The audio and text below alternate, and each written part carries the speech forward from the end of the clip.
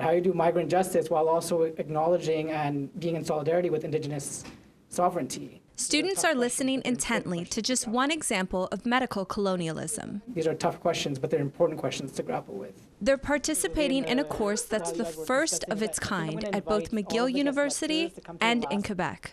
The kind of working definition that I propose for medical colonialism is basically a culture or ideology rooted in anti-Indigenous systemic racism that uses medical practices or policies to establish, maintain, or advance a genocidal colonial project.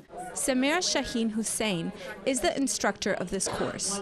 He works as a pediatric emergency physician and wants to take action to prevent medical colonialism. If you're walking around Montreal, you'll see, for example, Inuit folks who are from Nunavik but who are here. Like, that's forced migration, right? In 2020, Shaheen Hussain published a book that looks at forced displacement endured by Indigenous children in Canada's medical system.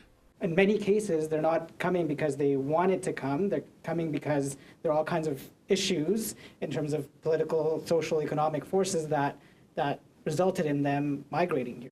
The course is called Confronting Medical Colonialism. It focuses on systemic racism in Canada's healthcare system.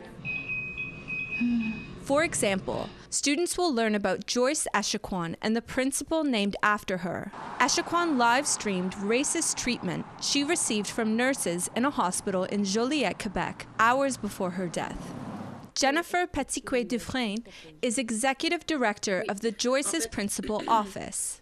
Le principe de Joyce, dans le fond, il vise à garantir aux personnes autochtones un droit d'accès équitable à tous les services de santé et services sociaux, de les recevoir en fait sans aucune discrimination afin de pouvoir jouir du meilleur état de santé possible, que ce soit physique, mental, émotionnel et spirituel. With the provincial government denying the existence of institutional racism in Quebec, Petitquet-Dufresne says a course like this will end medical colonialism. Le fait de pouvoir voir comment ce colonialisme médical-là a impacté la santé des personnes autochtones, ça va permettre aussi aux intervenants de se voir aller puis d'entamer ce processus de réflexion-là sur est-ce que je suis en train de le reproduire puis comment je peux faire pour ne pas le reproduire.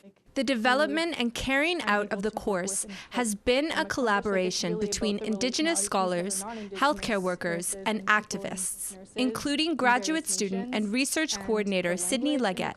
I kind of reviewed some of the materials he was developing in the course outline and just helped with some general direction based off both lessons learned through the course and just experiences as both a student in the department and as an Indigenous person existing in the space. Indigenous perspectives have been included in the development of the course, and guest lecturers have been invited each week to speak.